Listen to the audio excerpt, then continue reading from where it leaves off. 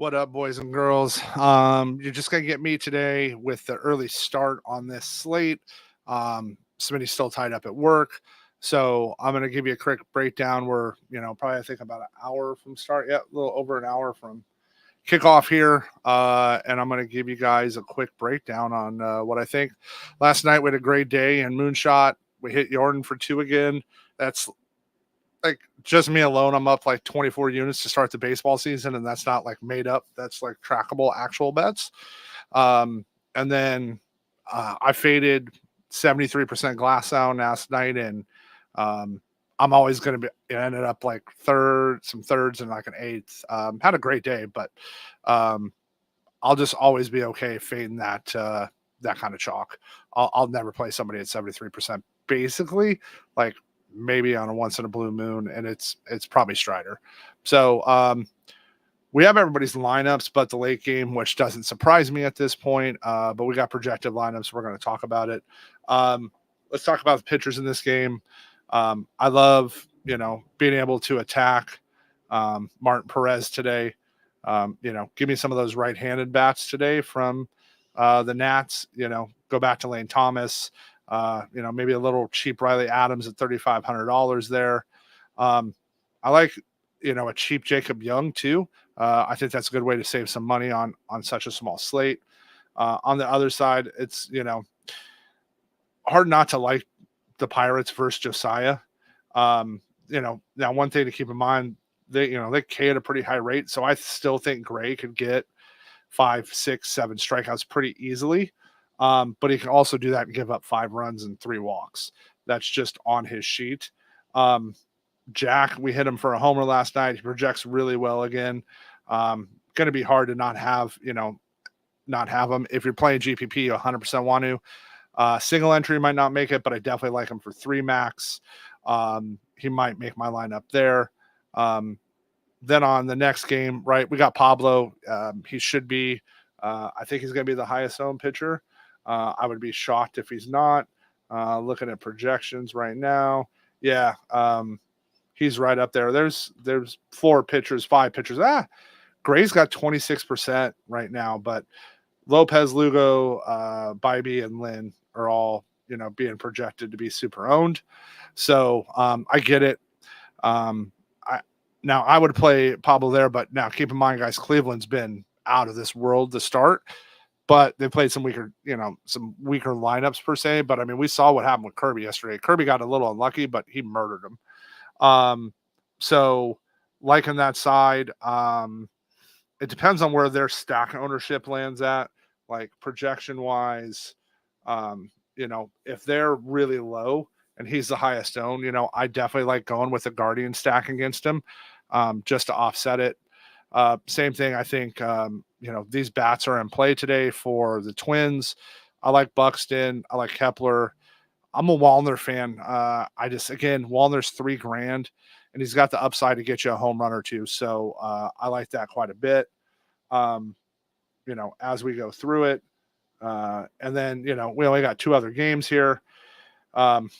Lance Lynn, at home, we've seen how bad the Marlins have been. I'll be honest, looking at ownership projection, I'm kind of shocked he's not the highest owned, but he's right up there. Like he could end up there pretty easy. Now the stack everybody's going to go to in this game is they're going to hit up, all these bats. You got 2,600 Victor Scott at the top of the lineup. This is, a $2,500 Herrera hitting cleanup. This is going to be the chalk today. Like that's going to be the most owned lineup. And so as bad as Miami's been to start, I don't fault them for it, but I might pick a piece or two, but I can't play that. And I'm off Miami until I see him do anything at all. I really just don't care what the projections say. I'm okay with, using a Lynn off of Pablo. And then this is going to be the most interesting spot for me tonight is I really like, it's going to be hard not to like. I think this is pretty close to what their lineup's going to be. Nelson Velasquez is pretty much a must play for me today. And I'm going to really like the top of this lineup versus Soraka.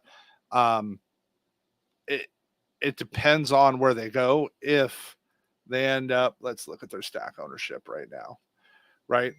If they end up the second highest owned, which they probably will, I might throw for 3 max. I for sure will have at least one Soraka in one of my lineups. I might throw him in 2. He could even make my SE at 6,600 just to get some leverage. Because that's really how you're going to beat Slate, right? Like we were able to go Ben Brown last night and take advantage of all that. This is the interesting side of this game for me today. Is what do we do against Seth Lugo?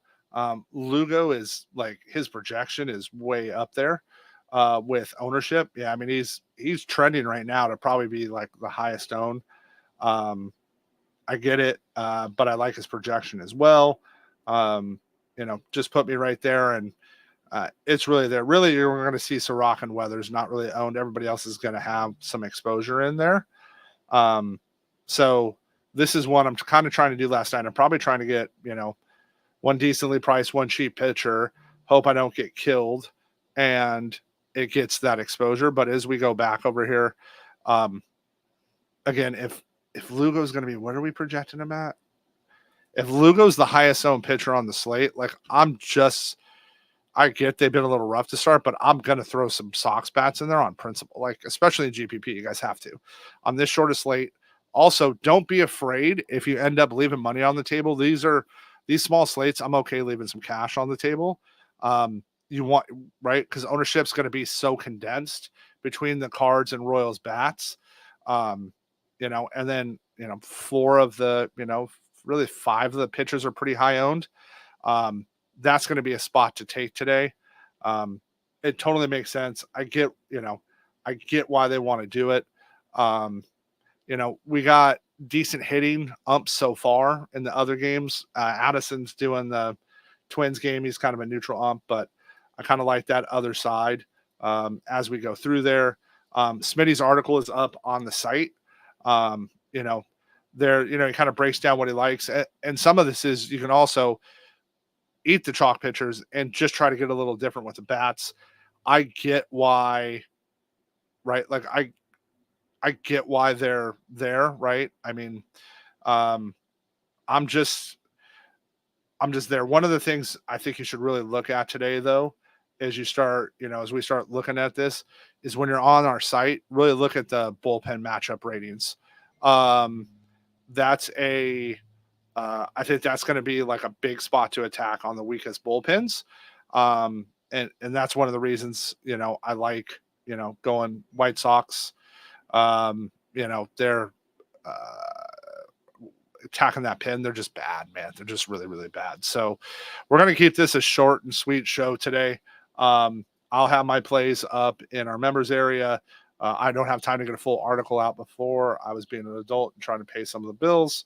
But yeah, man, go look at our ownership projections and owner percent aggregates on stacks right now. It's kind of wild today.